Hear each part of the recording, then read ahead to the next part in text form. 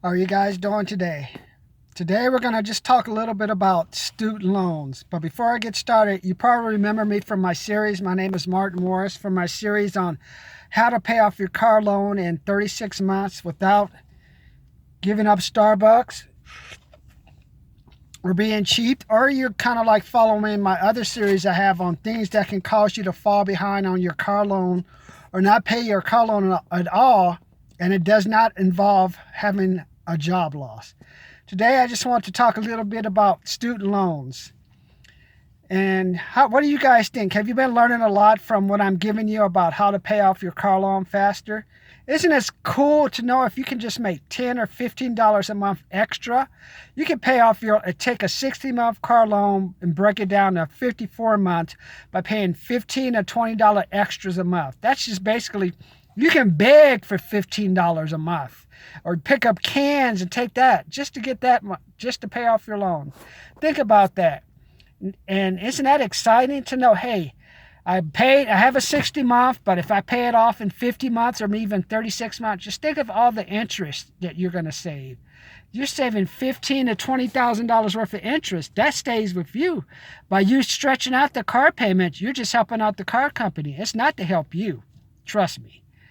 And if you like kind of pay attention to what I'm saying, you can take some of what I'm telling you, apply it to like paying off some other bills. Why don't you pay it off like a credit card bill that's maybe $500 or $600? Take some of the tips I'm talking about. Hey, maybe you pay extra $15 on that credit card bill, paid it off. Hey, then you can apply that monthly payment from the credit card to your car loan and further accelerate. You already found $15 begging, collecting cans, or going to do a side job. And now you have money from that credit card bill that you can apply. Now I'm going to just talk to you a little bit about student loans. I know you guys are like saying, oh, I don't have make enough money to pay my loan, or I don't want to hear anything about student loans. Well, let me just say, have you ever got one of those notices that's saying, hey, Mr. Morris, we haven't heard from you. We need you to get your loan caught up. Or have you gotten a call? Hello, Mr. Morris. I'm calling to speak for you. This is Tina. You haven't paid on your student loan. Or have you gotten emails saying, hey, your student loan's not caught up? Or some of you even past that stage. How about some of you've got your pay garnished, income tax taken? Why don't you comment in the section below? You decided I'm not going to pay my student loan out of principal at $1.6 trillion student loan. Doesn't mean anything to me because they've already garnished my wages. They've garnished my taxes. They've already ruined my credit. So now I can't live in a nice apartment. So I'm like somewhere in Gun Alley. Martin, I know all of what you're going to talk about. But let me tell you, first step to dealing with your student loan, because I've been there. I mean, back in my student loan was over $93,000. I'll find the exact number. I think it was $93,700 back in 2014. My grandmother had died in 2009, and probably from 2010 to 2013, I spent probably $15,000 to $20,000 on lawyer fees. And to make things worse, I had a couple of family members who back in that time, a friend and a family that were living in my grandmother's house, who I tried to say, hey, why don't you guys just pay $300 a month each between you? Total of $300. Why don't you help the brother out on the home Q note? It was like the home Q note probably was like $286. I had them pay $300. I made like a $14 profit, enough to go out and maybe get me a Mickey's or get me some hard liquor once a month, to be so pissed with myself that, hey, at least I had them covering the rent, and they couldn't do that. And if you look at my other series where I talk to you about family and friends are worse than strangers, hey, don't be upset if you see the black man coming up to you. You don't want to talk to me. I'm not the problem, man. That person you're married to, or that family member, that friend who keeps getting you in trouble, you keep spending money on alcohol or money you don't have, or that girlfriend who's like has you smoking weed or buying her crack or something. That's the problem. Or that family member that always comes up, you, come on, bro, we're family, lend me some money. Now, that's the problem. The black man walking up to you, I ain't going to do nothing to you. The family and friends, those are the ones that are screwing you. The reason why I know why is because it happened to me.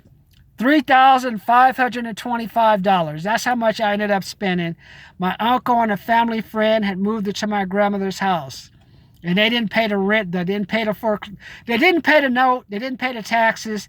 I thought they were paying the note and paying the taxes per the rental agreement, but they didn't let me know. So I had to pay the money to keep the house out of foreclosure. But let's get back to student loans.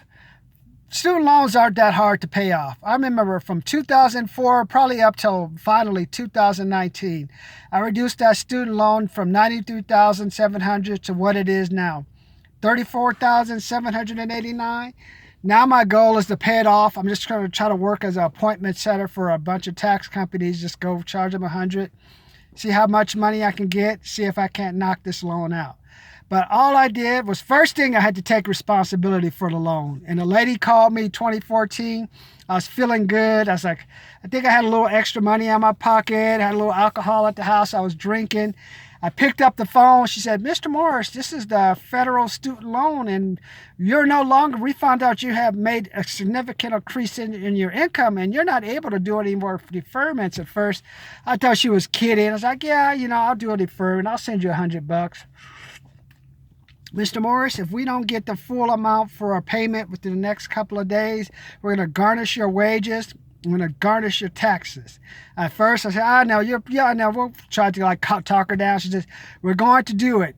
And then I said, she's on, man. She's breaking me down. And I had just come out of losing a couple of duplexes. I owed $14,000 to for a line of credit to Bank of America, and had a couple of $1,000 left on the legal bill.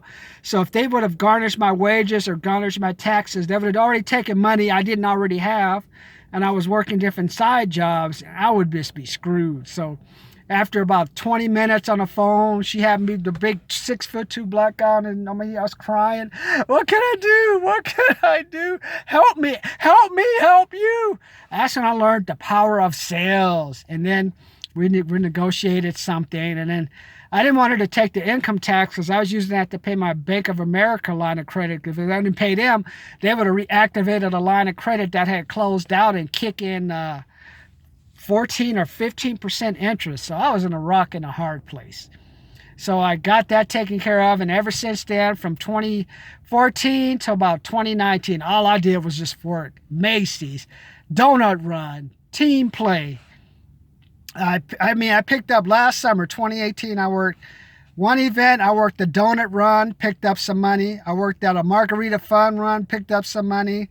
I worked at a Boomers for some company, and all I did, I thought, okay, I'll be doing a lot of people brand ambassador stuff, helping people out. No, we just need you to make sure all the trash bins are empty, and at the end of the day, we just need you to take the trash to the big trash bin. I was like, wow, this is not exactly what I was expecting. That's all I did, though, man. At the end of the job, it was funny. At the end of the thing, they said, man, we never saw anybody clean up the trash cans, work as hard as you did.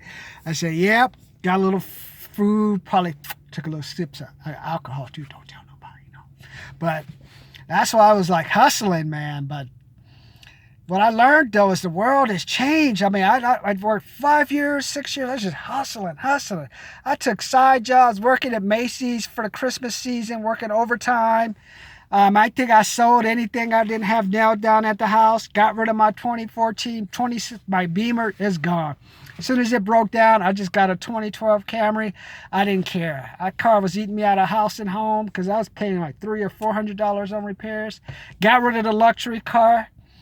And now 2019, I'm here, $34,789.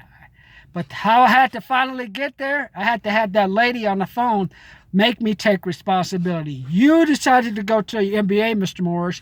You decided to go to engineering. You were stupid enough to take our money. But you know what?